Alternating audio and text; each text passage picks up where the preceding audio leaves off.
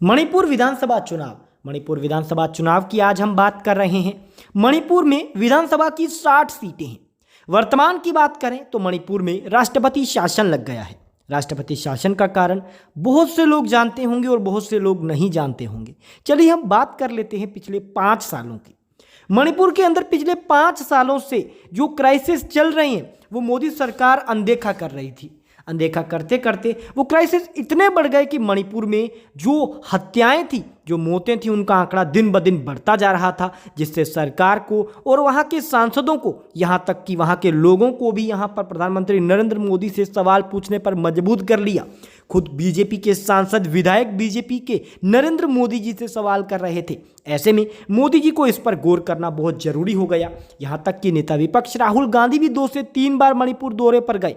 हालांकि राहुल गांधी को मणिपुर दौरे पर रोका गया, लेकिन फिर भी उसके बावजूद भी राहुल गांधी मणिपुर दौरे पर गए। लेकिन नरेंद्र मोदी जी ने पिछले 4 सालों से मणिपुर पर दौरा नहीं किया है। इसका कारण आपको आज की इस वीडियो में हम बताएंगे और आपको यह भी बताएंगे कि मणिपुर के अंदर बीजेपी के मुख्यमंत्री ने इस्तीफा दे दिया। बता दें कि मणिपुर के मुख्यमंत्री एन बीरेन सिंह ने इस्तीफा देते हुए कहा कि ये मैं नहीं संभाल पाया क्राइसिस, इसमें सिर्फ मेरा दोष है, बीजेपी के नरेंद्र मोदी का नहीं।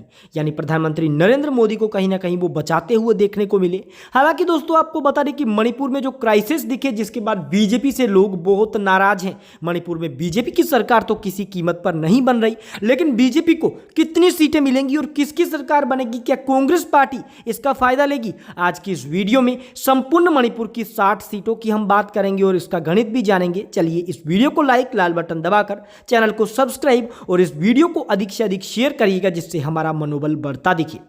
दोस्तों सबसे पहले हम बात पूर्वी इंफाल की करें। 11 विधानसभा की सीटें आती हैं, जिसमें से 6 सीटों पर इंडिया गठबंधन तो 5 सीटें एनडीए के खाते में जाने की संभावना है। वहीं अगर हम बात करते हैं पश्चिमी इंफाल की 13 सीटों की, तो 8 विधानसभा की सीटें इंडिया गठबंधन, 4 विधानसभा की सीटें एनडीए महागठबंधन। तो यहाँ पर दोस्तों जो 1 सीट है वो अन्य के खाते के अंदर जाने की संभावना बताई जा सकती है। यानी पश्चिमी इंफाल में कहीं ना कहीं जो इंडिया गठबंधन है वो अधिक मजबूत है। बात बिष्णुपुर की करें, बिष्णुपुर जिले में 6 विधानसभा की सीटें आती हैं, जिसमें 4 विधानसभा की सीटें इंडिया गठबंधन, 2 विधानसभा की सीटें एनडीए महागठबंधन, 0 सीटें दोस्तों अन्य के खाते के अंदर जाती हुई देखने को मिल सकती हैं।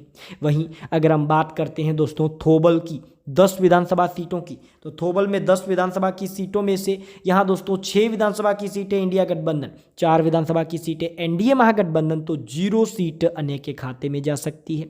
वहीं हम बात अगर दोस्तों करते हैं चंडेल जिले की 2 विधानसभा सीटों की, तो दोस्तों मणिपुर के चंडेल जिले की 2 विधानसभा की सीटों में 1 सीट तो कांग्रेस पार्टी गठबंधन, तो 1 सीट दोस्तों बीजेपी का गठबंधन यानी एनडीए गठबंधन हासिल करेगा और अन्य के खाते में जाएंगी 0 सीटें। कुल मिलाकर दोस्तों हमने मणिपुर की 42 सीटों की बात कर ली है। 60 में से 42 सीटों की बात करने के बाद यहाँ पर दोस्तों 25 सीटें इंडिया गठबंधन, 16 सीटें एनडीए गठबंधन, तो 1 सीट अन्य के खाते के अंदर जाती देखने को मिल रही है। वहीं अगर हम बात करते हैं उखरुल की 3 विधानसभा सीटों की, उखरुल की 3 विधानसभा की सीटों में से दोस्तों जो इंडिया गठबंधन है वो लगभग 2 विधानसभा की सीटें हासिल कर रहा है, तो 1 सीट दोस्तों एनडीए के खाते में, तो अन्य के खाते में 0 सीटें जा रही हैं। वहीं हम बात अगर दोस्तों करते हैं सेनापति जिले की, सेनापति जिले की हम बात कर रहे हैं, जिसमें 6 विधानसभा की सीटें आती हैं, जिसमें 3 विधानसभा की सीटें तो इंडिया गठबंधन और 3 विधानसभा की सीटें एनडीए गठबंधन, तो 0 सीट अन्य के खाते के अंदर जाने की संभावना यहां से बताई जा रही है। वहीं अगर हम बात तमेंगलोंग की करते हैं 3 विधानसभा सीटों की, तो तमेंगलोंग जिले की 3 विधानसभा की सीटें जो है वो इंडिया गठबंधन के खाते में जा सकती है। एनडीए का और अन्य का यहां पर तमेंगलोंग जिले के अंदर खाता नहीं खुलेगा और इंडिया गठबंधन यहां 3 की 3 सीटें हासिल करेगा। यहां पर दोस्तों हम बात करते हैं चूराचांदपुर की 6 विधानसभा सीटों की, तो 3 विधानसभा की सीटें इंडिया गठबंधन, 2 विधानसभा की सीटें एनडीए महागठबंधन, तो 1 विधानसभा की सीट जो है वो अन्य के खाते में जा सकती है। वहीं दोस्तों कुल मिलाकर हमने बात कर ली है 60 विधानसभा सीटों की। जिसमें से 36 विधानसभा की सीटें इंडिया गठबंधन, 22 विधानसभा की सीटें एनडीए महागठबंधन, तो 2 विधानसभा की सीटें दोस्तों अन्य के खाते में जा सकती है। कुल मिलाकर दोस्तों हमने इंडिया गठबंधन जो है मणिपुर की लगभग 36 सीटें इंडिया गठबंधन के खाते में जा रही है। तो 60 विधानसभा की सीटों में जो बहुमत का आंकड़ा 30 था वो इंडिया गठबंधन पार करते हुए लगभग 36 सीटें हासिल कर रहा है और 22 सीटें एनडीए महागठबंधन हासिल कर रहा है, तो 2 सीटें अन्य के खाते में जा रही हैं। यानी जो सरकार है वो इंडिया गठबंधन बनाता हुआ देखने को मिल सकता है। आपके अकॉर्डिंग किसकी सरकार बनेगी, कमेंट में जवाब दें। इस वीडियो को लाइक, चैनल को सब्सक्राइब याद से करिएगा।